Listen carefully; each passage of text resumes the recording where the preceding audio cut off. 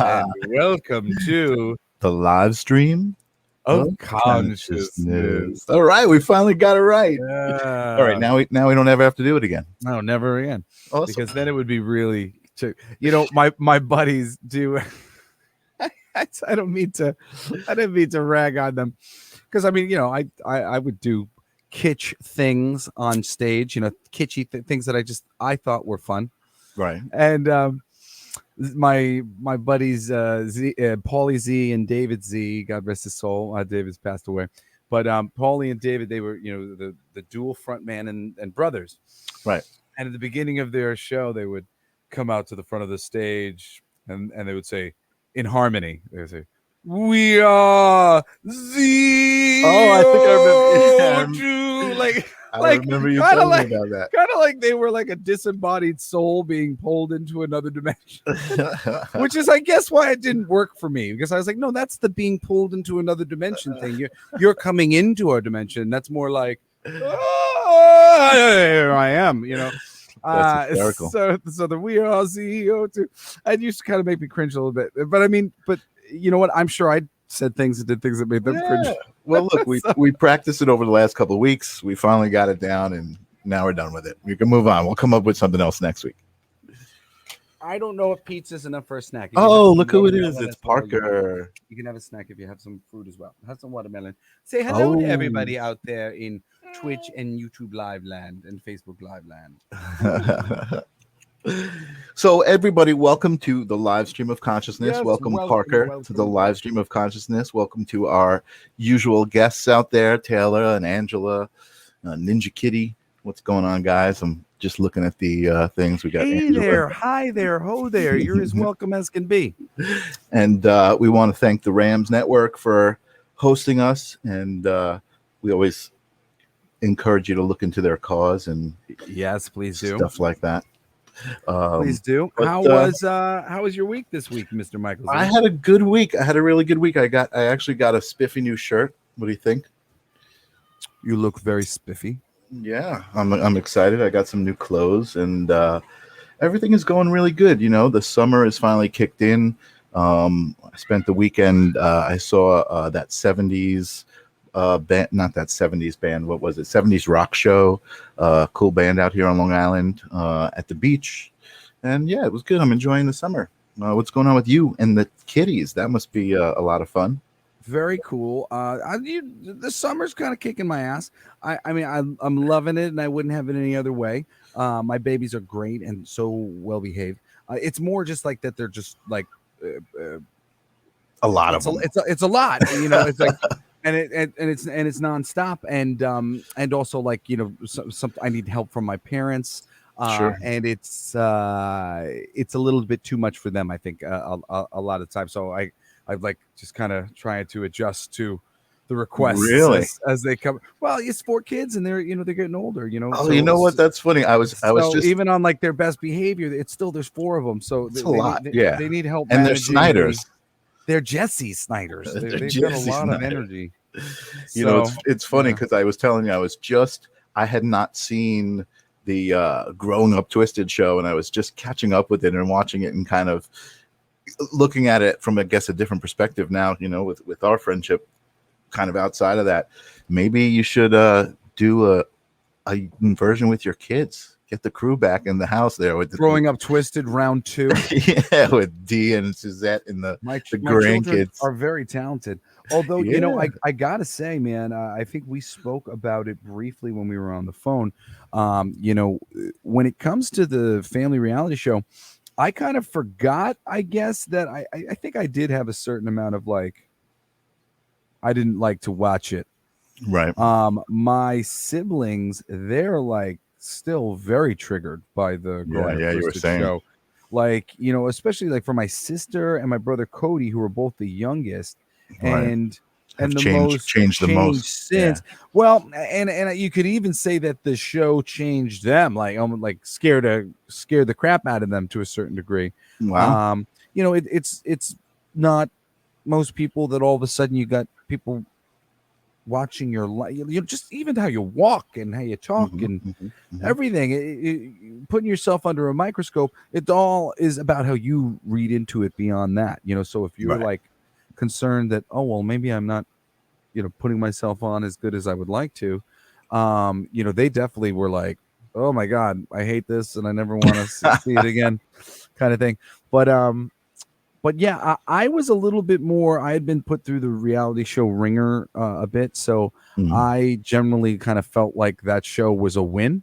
But I do remember not really caring to like if it was on or somebody told me they watched it. I was always like a little like, oh, you did, like, and I don't know why really. Generally, I'm very proud of it. I think it was just sort of like an idea that people might have a good look at you without you being around. Right, sort of thing, which is weird. Yeah. And I think for Cody and Shy, and then even more so with them feeling like maybe that wasn't the face that they wanted to put forward, or whatever it was. In hindsight, yeah, it's a scary thing. But my kids love watching it. My daughter Logan in particular, that's so cool. She adores the show and just loves our family, so she would be watching it all the time. So pretty quickly, I got over feeling weird about it, and I would just let it be on. And now I'm always kind of like, oh, it's the family show, nice, like now it doesn't bother me. But I definitely had a little bit of like, oh yeah, I don't really have any interest in watching that. But we were all really that whole situation was a bit of a bummer because we really put our hearts and souls into it and thought we really did a good job. And I think it's great. I think it's a good really, show. Yeah. But we didn't really get the promotional consideration and push that we'd like to. And then there seemed to be like some weird finagling pressure coming from basically the Gene Simmons side of things that said us or them or something. And and when we didn't do that great, that was it. We were all done. Oh, all right. Well, you know what? It's all part of the experience, right? It was a great experience. It's great to watch. But anyway, let's get to the show. I'm talking about all things spiritual and encouraging our audience. We have we're Janet. Talking about spiritual things here. Is that I think so. Sometimes we do. So tonight we have a guest on that's actually coming from my side of the fence. And Anna Miranda is an intuitive coach. She does a lot of interesting things that I'm going to let her talk about. I called this episode The Cosmic Connection because her and I have talked many times about, things like the Akashic records and soul contracts and how they apply to each person and how they apply to the universe in general. And go ahead. I know you want to say something. Soul contracts. This is just so interesting how this connects to what I'm working on right now. And I'll just, I suppose it doesn't really matter. So I'll just let slip. But I'm working on a comic book pitch with a friend of mine who's an artist for Ghost Rider. And so much of Ghost Rider's thing is making a soul contract with the devil. And me trying to sort of reconcile what I know to be a more closer to truthful understanding perspective of life and death and life after death and whatnot applied to this sort of biblical fire and brimstone, Satan, whatever, soul contracts being a very big part of it. So I'm very interested to hear about this because basically I've decided that like the Zarathos, the spirit of vengeance, is essentially just a demon that's trying to use other people to, get through its soul contract faster. Because he wants to get out of he wants to get out of his suffering, and this is how you do it. Interesting crossover there. Yes. Of what we talk about and in the comic book world. But that's very cool, man. That Knight Rider thing, you were telling me about earlier. That's Ghost Rider, Knight Rider. I'm sorry. Your non-geekiness is showing. Yeah. Sorry. Well, anyway. So I mean, and there is something interesting, a synchronicity here too, and that is that, and I think I've told you about it before we started doing this. I have a Facebook page called Channel Zen, and that's where I kind of started to collect my spiritual stuff, you keep changing shape and size. It's interesting. I lowered myself down to the ground somehow. I didn't know I could do that with this chair until today. So one of the ideas for Channel Zen was the idea came because I had been meeting and really kind of connecting with a lot of super interesting people who were all connected cosmically to the universe in their own way. So they were psychic mediums, they were astrologers, they were all these different kind of people. And I just wanted to make a show for everybody. So that's kind of where Channel Zen came. And then the easier way to go about it was to take all of these people and pose the same question to them, which happened to be, what is consciousness? So it's interesting that we've come full circle, and that's what we ask our guests all the time. And so we did videos, and Anna was one of the first videos, and just kind of giving her explanation of consciousness, and it was awesome. So I would love to bring her on and talk to her about what she does. Everybody, welcome to the live stream of consciousness, Anna Miranda. Anna, yay! Hello, Anna. Hi. What's happening? It's so nice to be here. Thank you for having me. Very interesting. I'm listening to your talk, and it's interesting. And I love your daughter. By the way, she's beautiful. I saw you bring her on before. Really beautiful. The Snyders have a really amazing energy. All of them. Well, I used to watch that show, just so you know. You did watch that show? Yeah, Wow. I did. I remember it. I enjoyed it very much. Yeah, very entertaining. But I remember the first time I met Parker, I was just kind of, I don't know if you remember, Jesse, we were kind of in the backyard, and she was just, there was just this amazing angelic energy about her. She just was looking at me and smiling and like connecting with me. It was really awesome.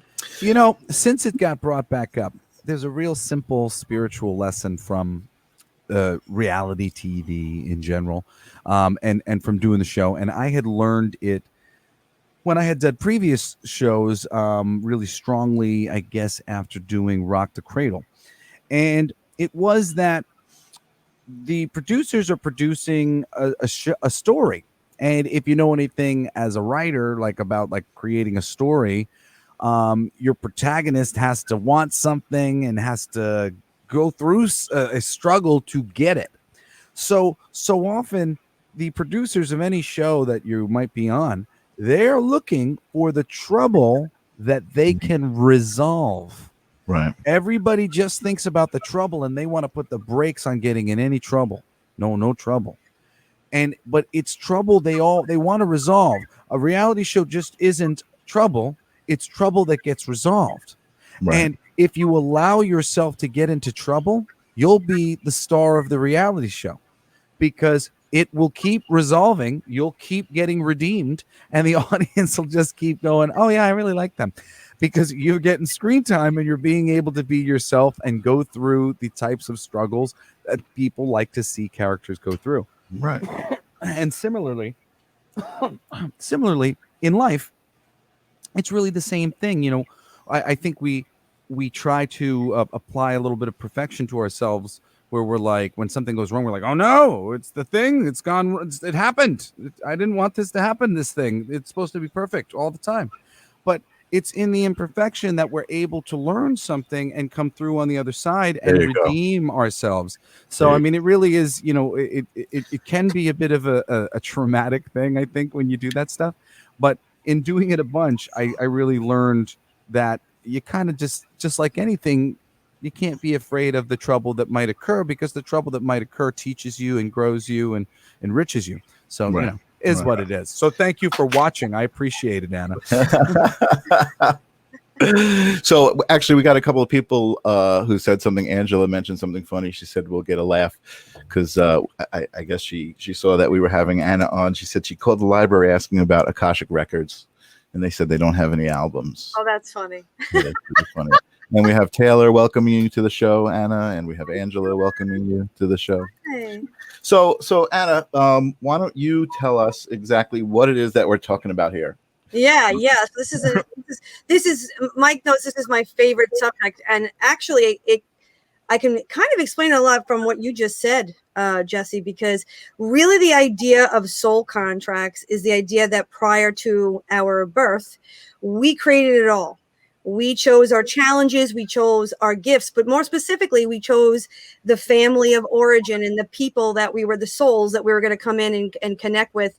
It also, you know, goes into past life experiences, even future life experiences. But if we just keep it here now, because really the only power we have is right now, and this is what we're creating every moment is the now moment, the moment of power. But it really is about the connections that we make before we even get here in body, and the challenges that we choose in order for growth, expansion, enlightenment, or really just the challenges that we choose to bring us back to love, to give us opportunities to love deeper, to love more.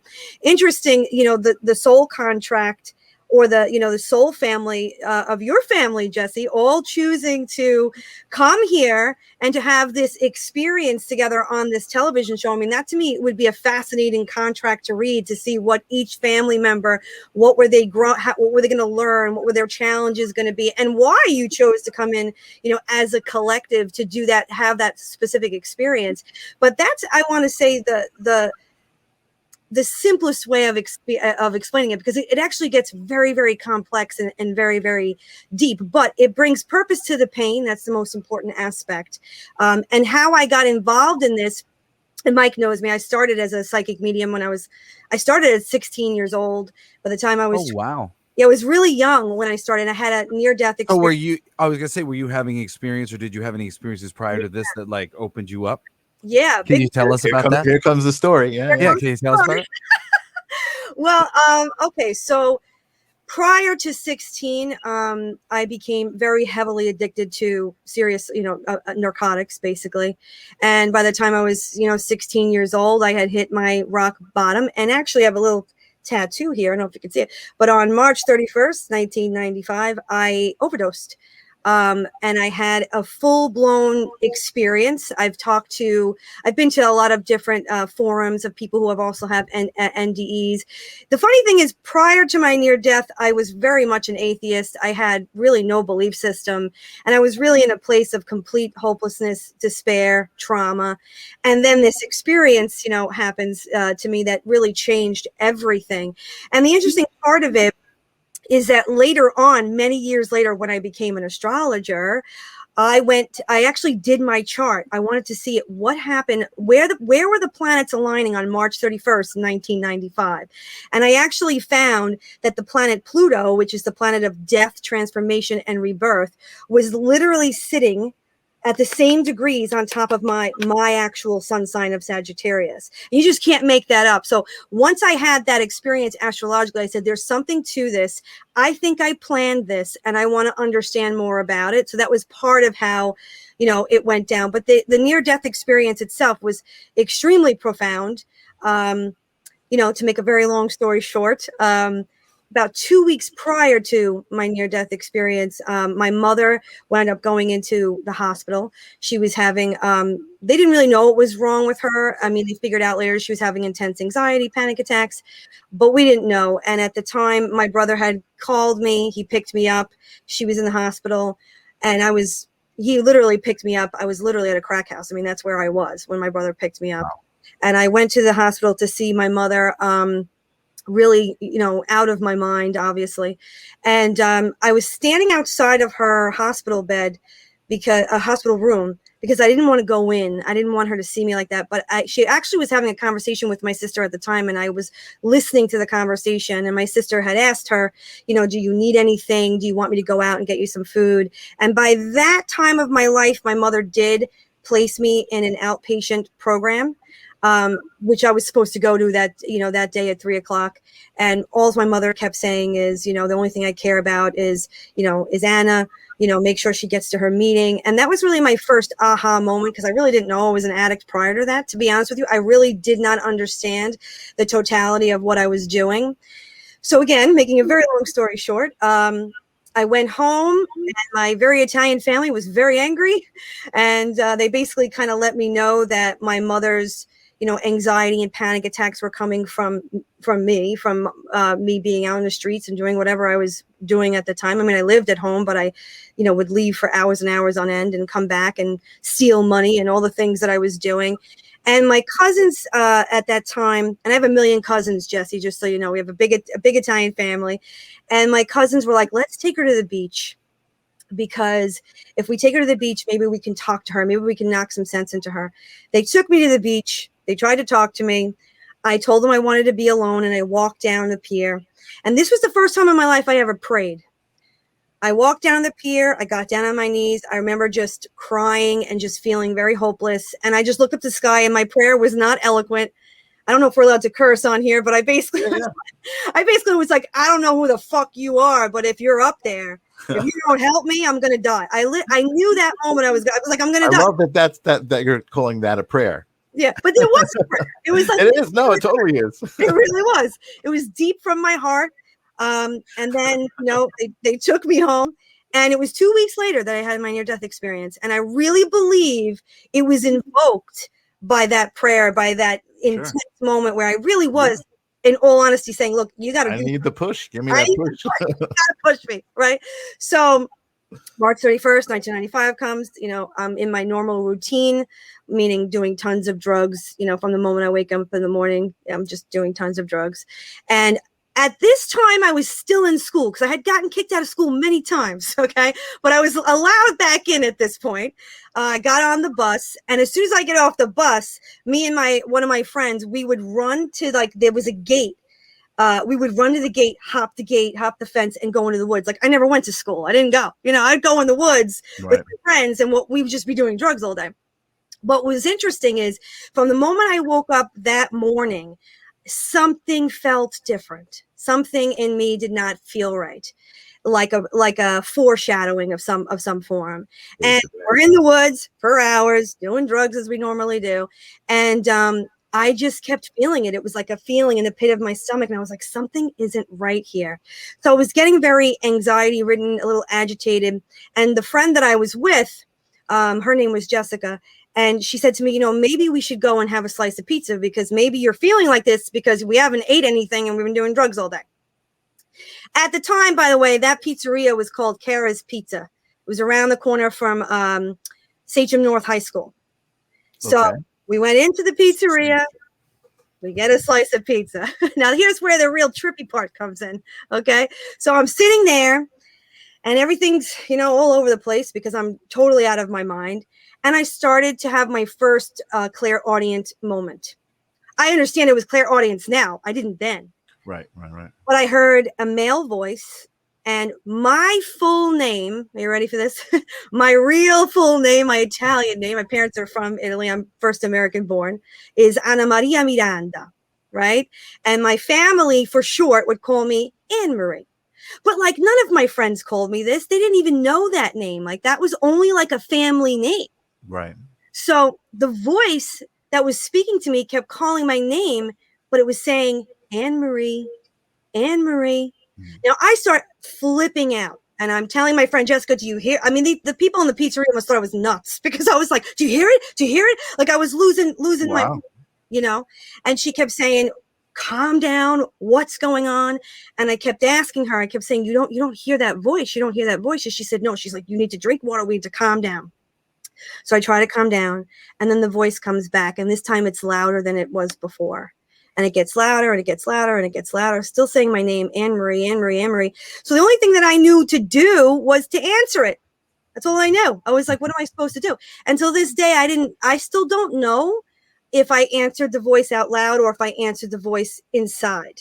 Okay. I don't know if it was a telepathic thing or if I actually voiced it out. I don't know. But I said, what do you want? And I heard two words, and they're words I'll never forget. I heard reality check. And in that moment, Jessica saw my eyes roll back, and I completely collapsed in the pizzeria. But that was not my experience. When I heard those two words, it was like a Mack truck hit my stomach.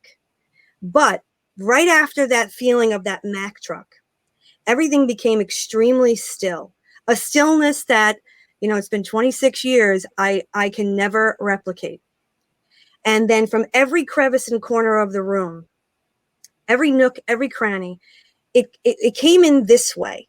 So I was sitting and all of a sudden there was like this, the room just became saturated until I was engulfed in, what everybody talks about, this light. But it wasn't a light. That's the fun. It looked like that, but it didn't feel like that. It almost had its own living, breathing essence. Wow.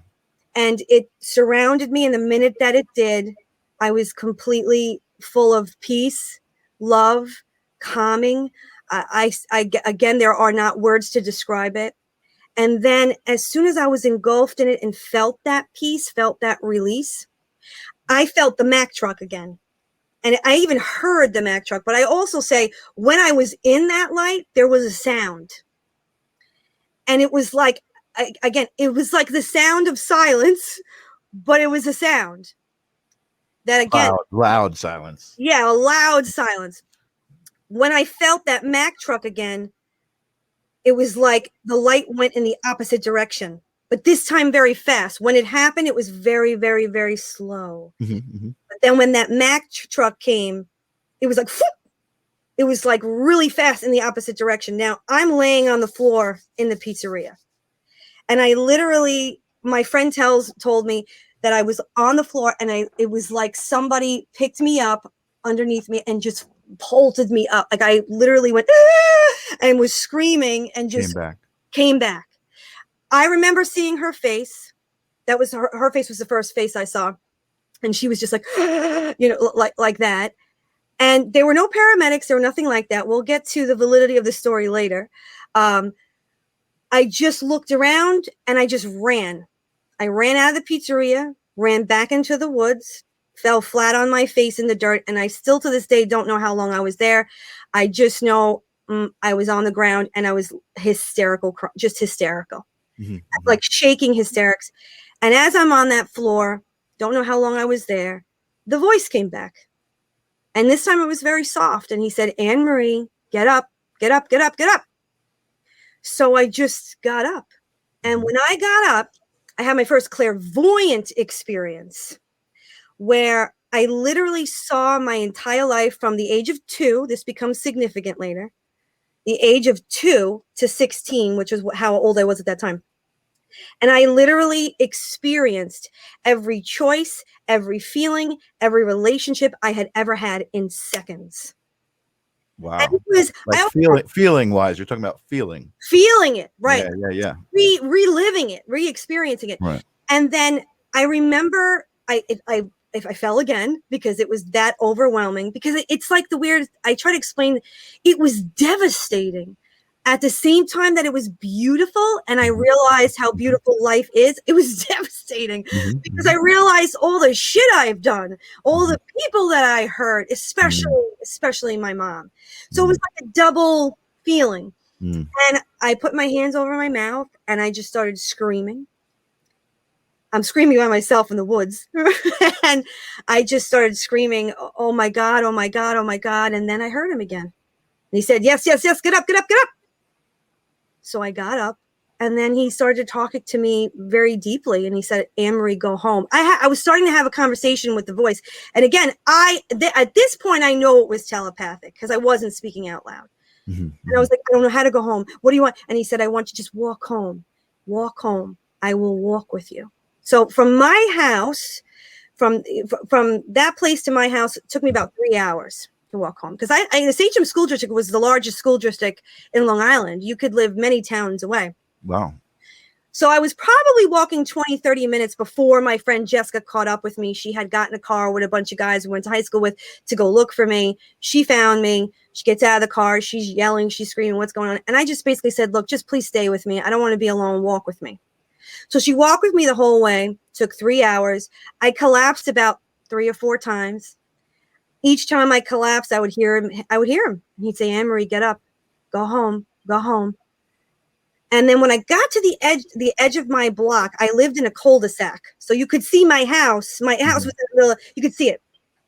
So we get there and I see the house and I actually had, I don't know if you guys remember this. Do you guys remember, it used to be a character. His name was the Karopi frog. There were these green Karopi frog wallets that all the girls used to have. They were these plastic wallets that looked like frogs. I don't know. I kind of do. Yeah, I do. I think I do. It's back in the day. But I had this plastic frog wallet, and it was like my drug wallet. I had stolen money in there, and at the time I had a lot of drugs in there. And I'm looking at my house. She's still with me. My friend Jessica's still with me. Who from at this, she actually passed about I believe about 5 or 6 years ago. Oh, wow. Every time I tell this story, I always like to honor her for being there with me, on that day. She unfortunately lost her battle with addiction. But I heard the voice, and he said, "Anne Marie, take the wallet out of your pocket." I took it out, and he said, "Give it to her. You will not do this anymore." And I gave her the wallet, and to her, that was like gold.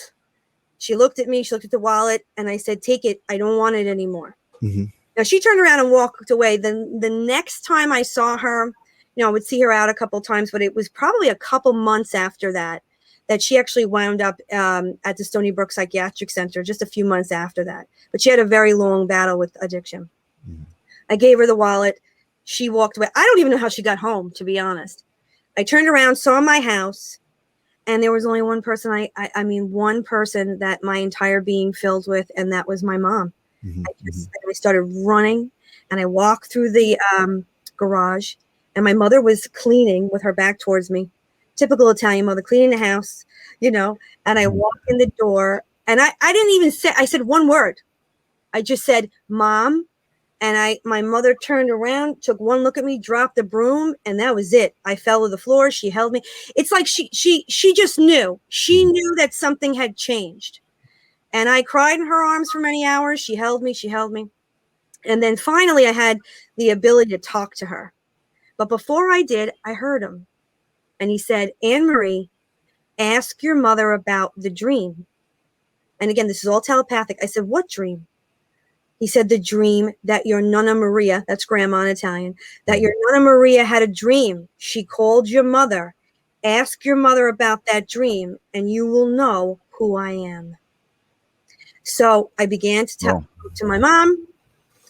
I began to tell her what happened, and then I had asked her about this dream. And I remember her looking at me, and her first instinct was, she said, how do you know that? How did you know that? And I said, "I don't know. Just tell me, did Nonna call you? Did she have a dream?" And I hear the voice again. He goes, yes. She called her at 7:30 this morning. Ask her. I said, "Did she call you? Did she call you this morning at 7:30? And my mom goes, "Yes." I said, "Please, you have to tell me about this dream." So my mother told me that morning, my grandmother had called her, and she said to my mom, "Is everything okay?" And my mom said, "Yeah, why?" But at that point, my grandmother didn't know what was going on with me. You don't do that in Italian families. Like, what I was doing was like under secret. It was under the shelf. So my mom says, "Yeah, why?" She goes, "I don't know." So my grandmother tells her, "Last night, I dreamt of your father." That's my grandfather, Luigi. "He came to me in my dream, and he was walking down a very dark tunnel with a light at the end of it. And he had one of my granddaughters in his arms, but I couldn't see her face. And he turned to me and said, 'Maria, 14 years I've been walking with her. I've been walking with her every day, but it's going to be okay now.'" And my grandmother woke up, and she was, she felt the dream very deeply. So she called my mom, because she said, "Who is this? What is going on?" Now, the interesting thing is, my grandfather died when I was 2. The day of my near-death experience, I was 16. So 14 years. Wow. And the moment my mother said that, I just started crying. I realized who it was. And then I broke me over here. It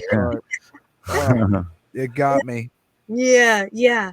And then he basically said to me, "Hello, Gioia mia," which is my joy. I am here. And then, that entire night, I slept in my mom's bed because I started going through withdrawal. I mean, there was a whole process here. And then that was the first time I saw a spirit, because I remember being in the bed and starting to shake and starting to, have, nausea in my stomach and stuff. And I looked at the edge of the bed, and that's when I saw him. His apparition was there, very clear. And he put his hand on my foot to ground me, here. And he didn't say anything. It was just like, I'm here. And from that point forward, I went to outpatient, went to NA, went to therapy, started doing all the work that I had to do. But I always tell people, I really believe something was taken, whatever that addiction, whatever the hold was, right, definitely removed. Right. Yeah, I had to do the work, and I still have to do the work. Right. But it wasn't what I think I would have. But it was those clear sentient experiences that you were like, this is something happening here. And yeah, something's happening here. And then that's when the soul contracts came in. Okay. Because it was just, there was no doubt in my mind that it was divinely guided, that it was all in place, that everything was in order, especially because when I was in that light, that's what it felt like. Like everything that ever happened, ever was in perfect harmony and was in order, whether I liked it or not. Which refers to what Jesse was talking about when he was saying about the comic book, like even the stuff you don't like, it gets all there for a very specific purpose. And it brought me, into that journey. And I've been studying it ever since and reading people's contracts ever since. So it's interesting. I wanted to say, when you first said that, so much of my experience, I might call myself a spiritual conduit. So I tend to have sort of briefer conversations and get a lot of information. But then as I get information, I'll write something. I tend to write a song or something to communicate sort of my understanding to myself is like one of the biggest parts of it. And then within that fashion, I'm like, oh, cool. And I can share this with other people too. But I always see that so much of the biggest exercise is like, oh, cool. That was me putting into action what I learned.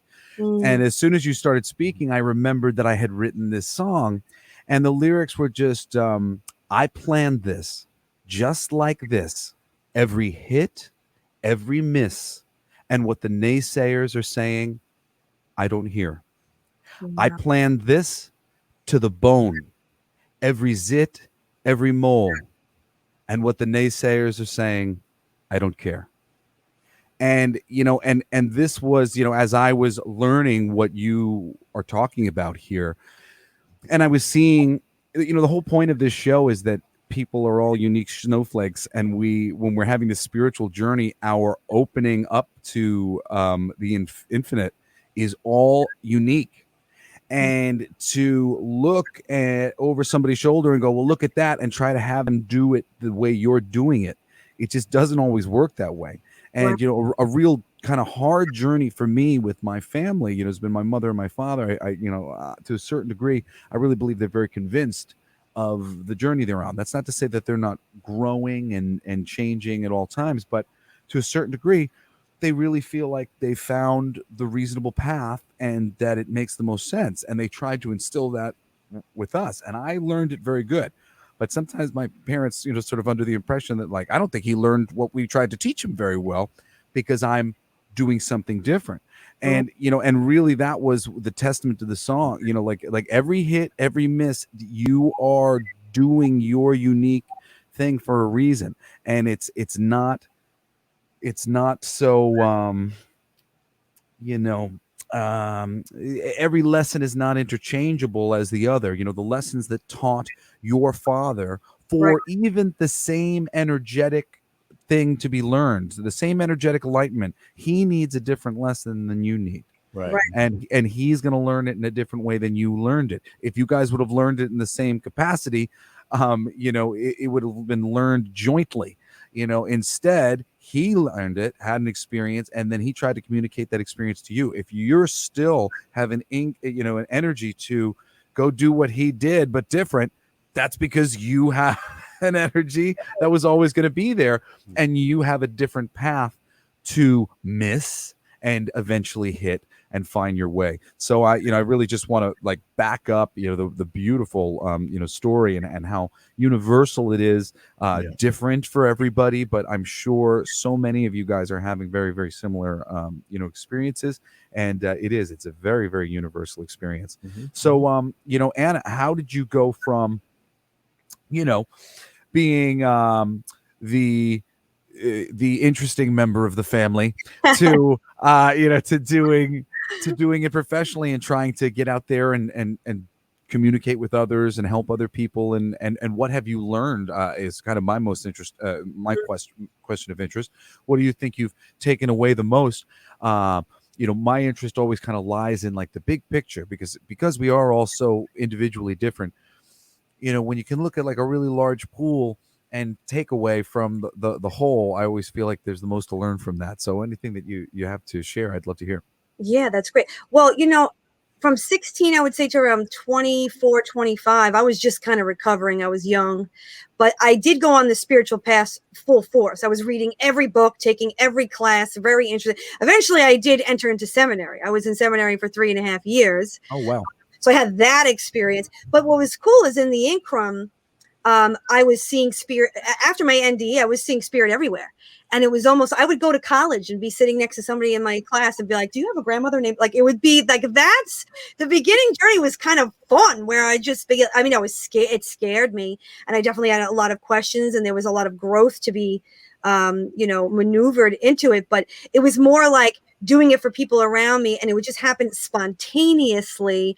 Then I became very aware of my family, that both of my grandmothers and an aunt in Sicily did this work. Had no idea that this was even ingrained in my DNA, which apparently it very much is. So, it unfolded. And then by the time, and actually, I went to school for film and television. I was a journalist / broadcasting major. At the time, I was a line producer, line producing commercials and stuff like that. And then I was 26 years old, and I just, this calling got bigger and bigger, and my journey in understanding consciousness, who am I, the human experience, the spiritual experience, just became my whole life. And I felt like, that's it. I want to do this. I want to do this this is what I'm supposed to do. So I quit all my film jobs, because I'd be on the set. I'd be on a set, like on a commercial, and like the producer or somebody would call me, and I would think they need something. So I'm like, okay, what do you need? And they go, no. I just wanted to listen. Jody said you did this thing for her. Do you think you could do that for me? Maybe on the lunch break. It just followed me. It followed me everywhere I went. I was like, what am I supposed to do this? And I basically said to the universe, like, if this is what you want me to do, just hit me in the face, show me that that's what it is, and I'll do it.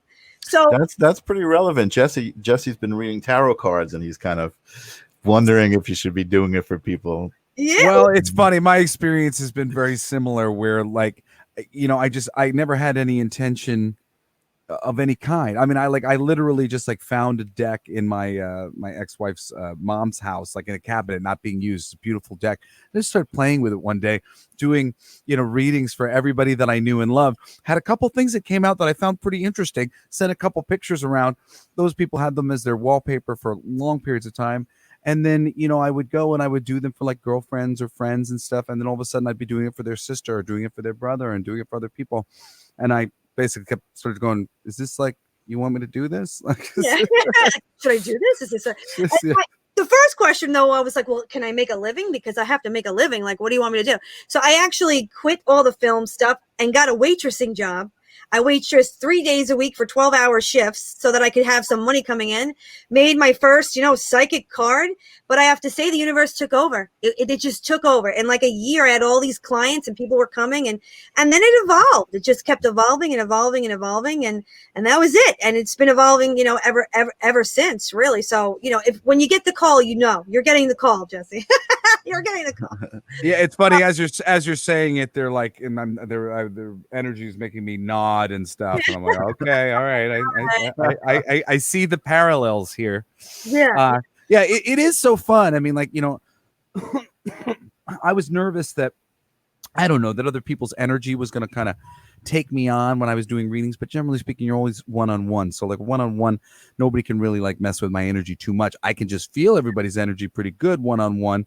So, I think my advice was I was placating people a little bit too much in the beginning, because when I would feel them like, well, I don't know about this, like I would just be like, well, the cards say that, but okay, but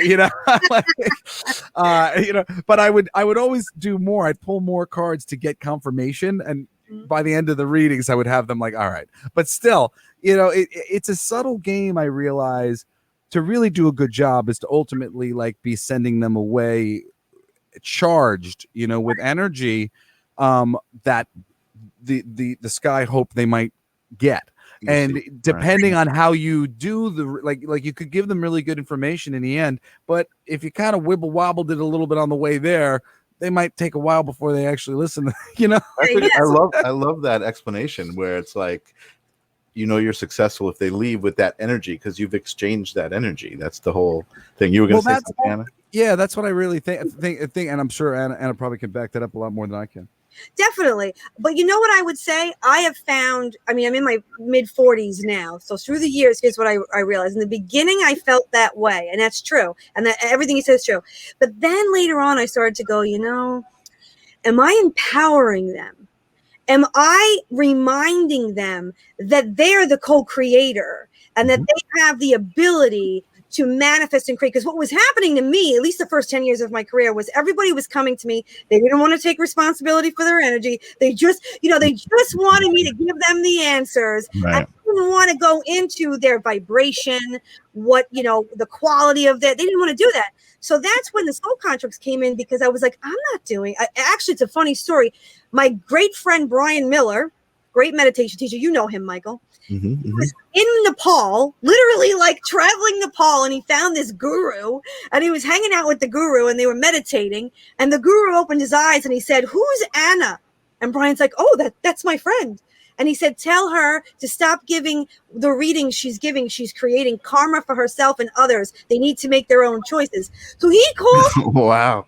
He called me the next day. It was a collect call. I was like, what the hell is he doing? I thought he was in trouble. Are you in jail in India? What's going on? He's like, I only have a few minutes. I'm like, yeah, you bet you do, because I'm ready for this call. And he Spirit told me to make it collect. Yeah. So he said what he said. And I think it was collect from what I remember. I just remember being like, this isn't, you're calling me from India. But I got the message loud and clear. I had already felt that. And that's right.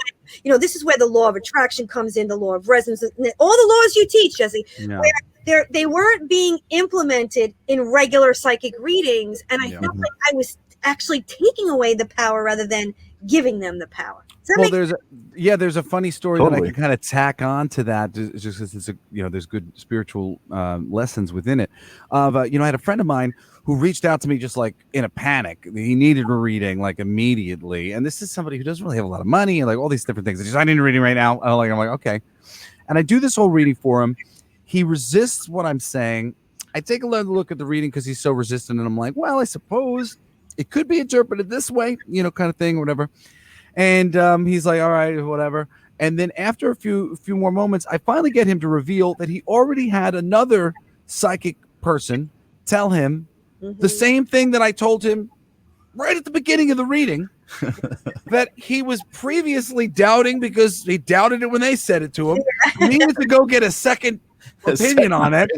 Now I give him a second opinion. He's resisting it in my reading. I'm changing my reading because he's saying it's not true. Right. And I'm like giving him another reading. And then he finally tells me, I'm like, they already told you the first thing that I told you? Are you kidding me, man? I think the answer is right in front of you. Just take the damn answer. That's great. So Anna, we actually have Taylor's one of our regular listeners, and she's asking for some advice. She says, your story is so relevant right now because one of my best friends and my boyfriend are experiencing tumultuous times, and I want to help steer them, but I don't know how. So she's looking for some advice. And I mean, I almost feel like we know the answer is that we can't really steer anybody, but certainly we can shine our own light somehow, right? Right, of course. I think what I would say to Taylor, hello, Taylor, is that whatever challenge we're being presented with, there's actually a gift. We don't see the gift in the beginning, though. We're in the pain. We're stuck in the pain. So she's speaking about a pain of a friend and the pain of a boyfriend, I think she said. So if it were me, if these were my friends and they were calling me and they asked me, what do I do with this? Because really the question she asked, what do they do with the pain? Because they're in a tumultuous experience and they're getting lost in the pain. We all do that, though, right? I mean, that is. Isn't that the journey? That's what we're supposed to be doing, right? Right. Being conscious is literally understanding that when the pain presents itself, to give it purpose or to be with it, not resist it, not try to poke it or prod it, but to ask it, why are you here? And what are you here to teach me? And what is it what are you here to give me? And it might not be clear at first, and it might not be something we're even willing to do at first. But I have always found, especially through soul contracts, that when I ask myself that question, even when it comes to the body, if I'm having a physical chronic pain, I'll talk to it and say, what is it that you're trying to tell me? What is it that I'm not seeing? What is it? Because it's presenting itself, the energy that is considered challenging, difficult, is presenting itself because it's really an opportunity for transformation or an opportunity to step into a new platform of consciousness. So I really feel that's the question we always have to ask ourselves in order to, and once we make purpose of the pain, we don't need it anymore. Right. We don't need it anymore. Right. I want to add something just real quick for the audience, paying attention at home, because we've actually had a few people who have said similar, to you, Anna, that we can all do this. We can all have an inner communication. It's relatively easy to turn on that switch. However, you saw before with Anna, she had to ask her mom about the dream. And because essentially the way I've come to understand it is spirit can't tell you what you don't know. And if you have a basic understanding of a thing, a concept, the possibility of something happening, oftentimes that thing can be brought to you and you can be led towards and understand, oh, it's like that. It's very much like that. Oh, I get it. And you will literally be told things by spirit sometimes where they're like I've had really intense, powerful connections with spirits. And instead of trying to tell me the same thing that the other spirit told me when I had an intense experience, the less intense experience, they just said, I'm telling you the thing the other guy told you. Remember what the guy told you? They're literally just reminding me of the other time. They're just trying to get you the information as fast as they can. So I say this because I know sometimes people go, oh no, what happened to my arm? I've got a lot of answers about my body. When I ask about my breathing and my rib cage, I still haven't been able to get a good answer because I don't quite understand. So the answer is a little bit of a jumbled mix, and because I haven't gotten to the bottom of it, I don't have enough information myself to really make a judgment. So don't get frustrated if you feel like you don't get an answer. And when you go and you're asking really specific questions, sometimes it's a little bit of a journey to get to that information, and sometimes you're going to have a dream or whatever it might be. And being open, when you ask a question of the universe and you don't immediately get an answer, do expect an answer to come in other ways, whether it might be a dream or a little bit of inspiration later or something that keeps coming up or whatever it is. But, Anna's absolutely right. We all are empowered to be able to connect with this inner, this inner doctor, an inner physician when we're not feeling well and emotionally unwell as, just the same. Anyway, but I just wanted to clear. That's very profound. What you said is so profound because that really is the truth of it. That's the subtle reality of the spiritual path, right? Everybody I just talked to you about this massive awakening I had at 16, but the truth is after that awakening, it wasn't like that anymore. It was drudgerous and challenging and slow, and it still is. And there's times where I ask a question and I don't know the answer until a year later. That's the reality of it. So I really love that you brought that up because that's the truth. I had and sometimes I have to remind myself because sometimes I'm like, excuse me, can you give me another big experience? But they don't. They're like, excuse me, you already had one. You need to just, dial it down. The voice is very quiet. I don't feel quite crazy enough. Right. Can you louder the voice? I still hear it, but it's like I'm not being screamed at. Can I be screamed at? Then I can rationalize listening to the voice. So we have Janet saying that she loves you, Anna. Oh, so that's great. I love Anna too. I ditto. So I just want to actually use that opportunity, a little bit of a segue, to let our audience know that Anna actually.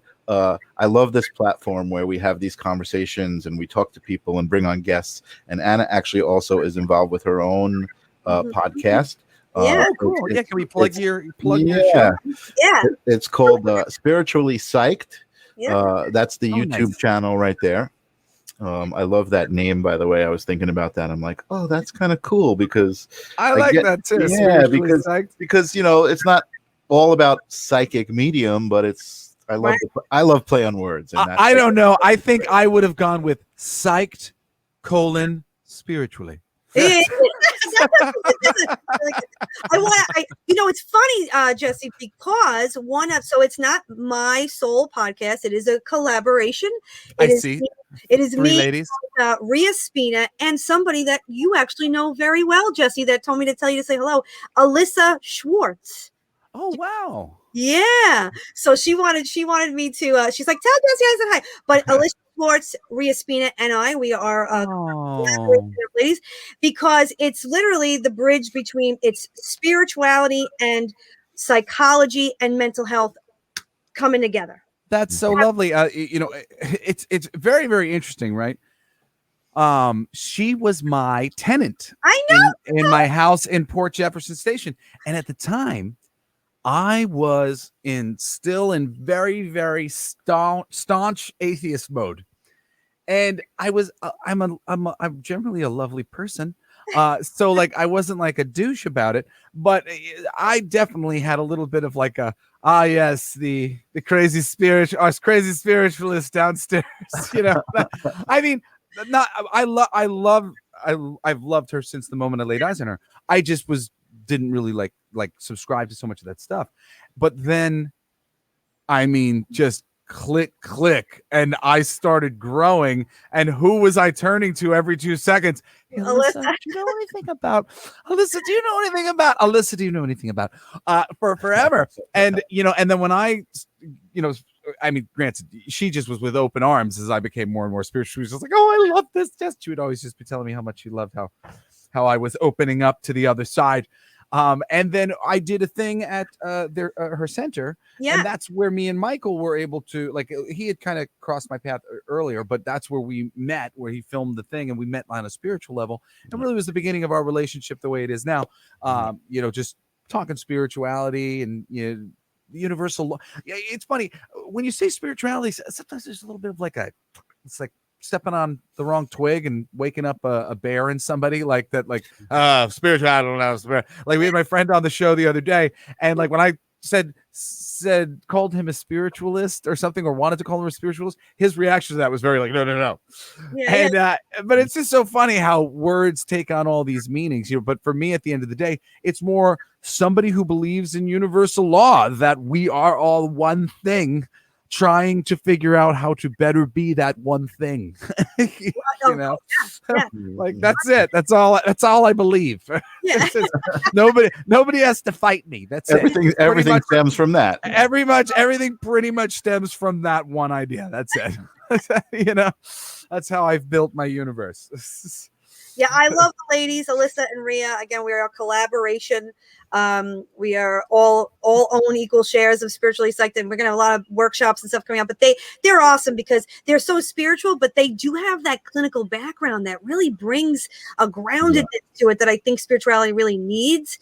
So they can do and say things that I can't, because I don't have that I don't have that background. So it's really a fun show. It really is, and I'm very proud of it. So as you can see, we love Anna, and seriously, Alyssa is my personal kind of spiritual guru, who helped me so many steps away too, especially as I got into a more sort of Eastern perspective on health and medicine, and especially concerning my children.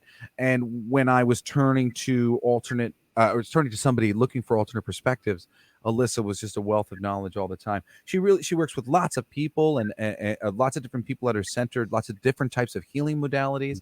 And she really is a wealth of knowledge. So I would recommend their show, even though it's not called Psyched: Spiritually. So here's a good question for you, Anna. We have Spiritual Awakening asking, does anyone know about Mount Shasta Lemurian tribe? I do. I have a good friend who does big retreats at Mount Shasta. Actually, I think you know her, Michael. Aurora. Do you know Aurora? I don't know Aurora, but I do know Aurora Borealis. Is that who Steve went with? I know Steve went on it. Yes, because she does big retreats there. Not Aurora Borealis. I don't know. I don't know her last name. No, that's the real one. That's the real one. That's the real one. The cosmic cosmic entity. The cosmic one. But I do know, I don't know much about that specifically, but I do know about Aurora, who does really amazing retreats there. I was just on, Aurora has a show on Awake TV. I was just on that, but I believe, I wonder, I don't know her. I wish I knew her website because I would just spit it out. But I don't either. But Steve did tell me a little bit about kind of the legend stories about the tribe that lives supposedly in the mountain. But that's all I know. I don't know much about it. What do you know, Jesse? You said you know. I don't know. I want to know from Spiritual Awakening. Spiritual Awakening, hit me what up do you on know, Facebook messages and tell me what meditation or whatever it was that you used. I'd love to hear. There's many schools of thoughts on these things. So when somebody says something, especially depending on how they say it, always makes me think, well, maybe I haven't heard about that aspect. Yeah. So apparently, Spiritual Awakening just inherited an acre. Oh my God. From their deceased father, who bought land in 1974. I'm going to manifest. Let's go. Let's do something there that nobody else that nobody knows about as well. That's awesome. I love to hear that. It's amazing. I did hear from Steve that there was an obvious vibe there. You know, something that was Mount Shasta, right?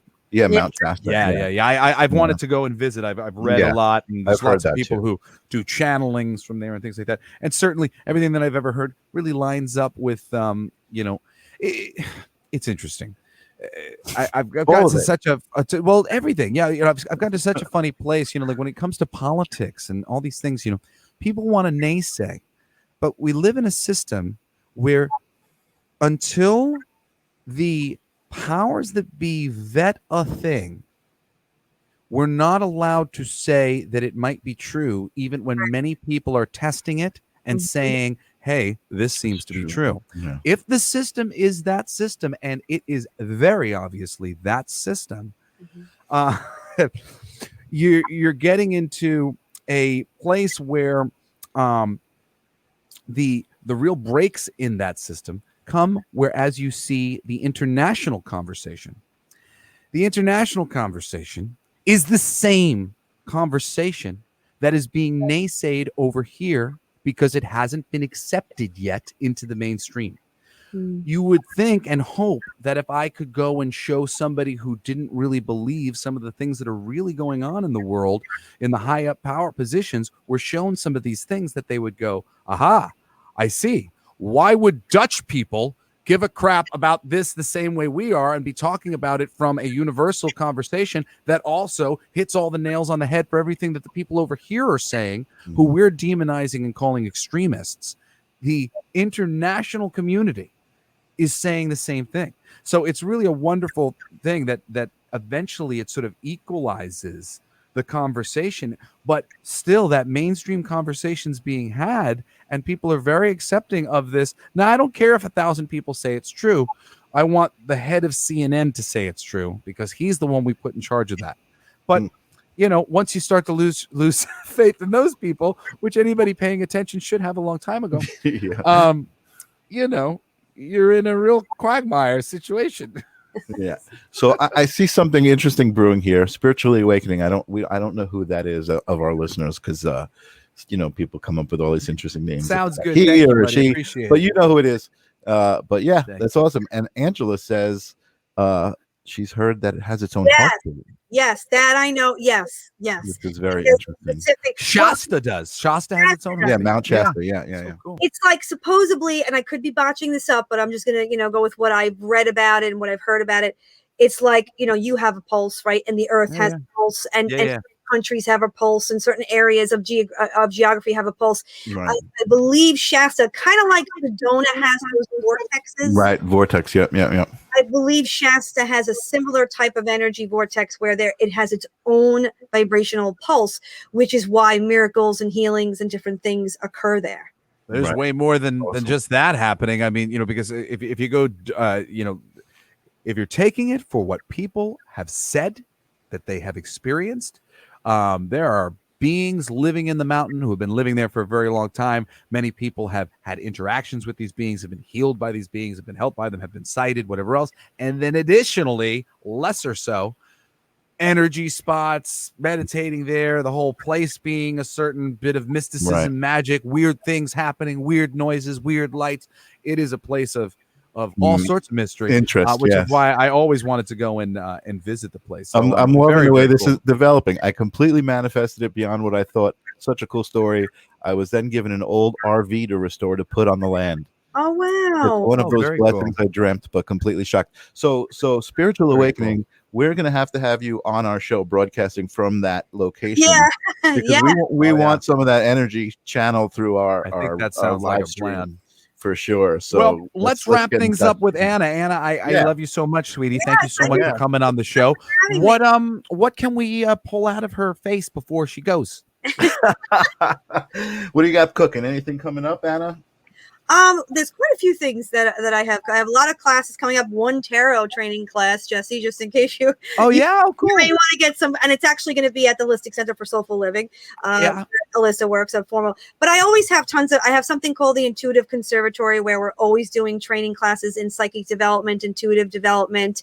So many classes coming up for that. Spiritually Psyched has a new episode every single month. The episode's about an hour or so long. I'm always coming up with new things, Michael, and obviously you can always get a soul contract reading and kind of get into your own life path. So I popped your website up, annamiranda.net. That's still current, right? And now I guess that's my final question, Anna. Like, so, I did an amazing reading. I wish I knew her name. I've mentioned her before. I gotta name drop her, but she's, oh my God, it's like 3 months to get on with her for Akashic record readings and whatever else. And amazing. She read my whole family. It was brought through my brother Cody, and I watched every one of us really get an amazing insight on ourselves and our life and our path from these readings. So I have great interest in this, but also at the same time, I have great interest to you specifically of how did you wind up in that particular niche?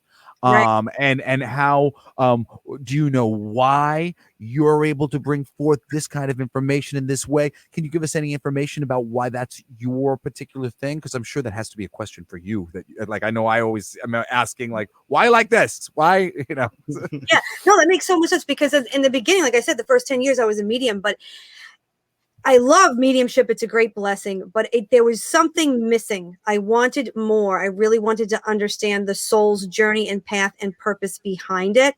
So, and then I got into astrology. I love science. I really do. I love quantum physics. I love the study of energy and movement. So, and I love the study of consciousness. So to be honest with you, it was something that I felt drawn to answer the questions within my own life. But then once that happened, because I already had this ability to channel, it just started flooding in. I mean, you set an intention and all of a sudden you're in it and it starts to flood open. And when I was taking astrology classes many years ago, even my astrology teacher would say, I'll teach you a planet, but then you'll look at someone's chart and you talk to them for an hour about this one planet in a way that I can't do, because she's not channeling it as well as looking at the actual condentations of it, from the astrological standpoint. Wow. Can I sum up so much of what you're saying and tell me if this is right? But to a certain degree, you're doing it this way because this is the most helpful from what you can tell. The most practical. Yeah, like, and I'm really kind of reading things that you didn't say, just in how you said it. Right. But essentially, you were kind of going, I was a psychic medium, but this is kind of unfocused. And then I was like, yo, I'm going to help people get a focus on what their life path is, because I know that that'll do them the most good. 100%. Yeah, very cool. Damn, Jesse, good call. Yeah. No, well, that's the right reason to be doing it. And as you were saying, like, I started looking, for myself, I was looking into things and whatnot, and I started going, well, this is the shit you gotta fuck, Well, it's very funny just that you should say that, because really, in every one of my readings, most of it's not psychicism, it's not card readings. It's I'm a student of universal law. Right. Once I see where the momentum of the energy is, I can give you a lot of guidance. So, you got it. Yeah. So, so generally speaking, it's sort of just an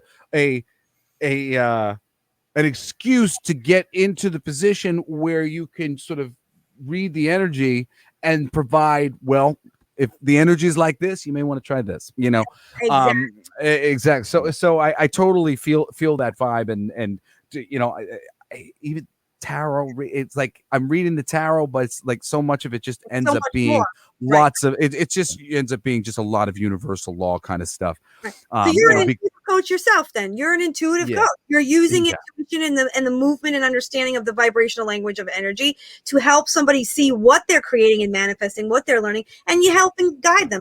I'm doing the Yeah. same thing. Right? So that's exactly what it is. Yeah. Cool. Well, I understand you even better, and I like you even better now. I feel like we say this to all our guests, but we're going to have you back on because we didn't even start talking about how astrological charts also tie into past lives, and because like we didn't even talk about how time and space. Oh yeah, Ken, like seriously, I mean? I really would love to have you back really soon and talk about that, because that's stuff that I'm very interested in right now. And yeah. Each generation has specific planets that are attached to it. Those energies bring in a very specific momentum. Countries have specific energies. I mean, I remember we were talking about this. Yeah. Deep, but you just Can we get you back in October, Anna? Of course you can. Yes. All right, Awesome. let's get her on the calendar. Awesome. Yes, because we've been going over an hour. Well, yeah. Anyway, I love you guys. Thank you all for joining us today, as per usual. Thank you, Anna, Miranda. We so appreciate you being on. Your story is wonderful. You got me all choked up. And just another. Isn't it amazing, Michael? Right? Just like not one person's story is like another person's story, and I love it. That's why I knew this would work, because we know so many interesting people that we could talk to, and just the conversation is interesting. I just like every time like somebody starts getting into their thing, and I just start going, well, there's another new one. There's a new one. There's a new one. And it's gotten to the point where it's really starting to impress me. The most impressive aspect of our show for me is just every time we start, and I'm like, man, there's just so many different ways, infinite possibilities to pet this cat, man. So anyway, next week we've got on, I believe, another one of Michael's great friends. Oh, I think Christopher Allen is next week. Christopher Allen, yes, our first returning guest, right? Chris is like our first actual returning guest. Yes, well, actually, no, we've also had Chris. Had one of our other friends. He's awesome. I love Christopher. Christopher is great. We've had him on before. He's a psychic, and he's really has some wonderful wisdom to bring to the conversation. And the week after that, I believe, is my sister. I gotta look. Oh yes, Shy Snyder is the week. Shy Snyder. I'm really excited. We've got our calendar for next month. We'll be putting out the visual soon, so everybody can take a look at everything. But thank you so much for joining us for another amazing live stream of consciousness, and thank you to everybody who's watching on the Twitch network, on the Rams network, Rock Against MS, and for anybody who donated to the Rams network in our show. Yes, thanks so much for joining us. We love doing this, and we will see you next time. Michael, anything to add? Peace.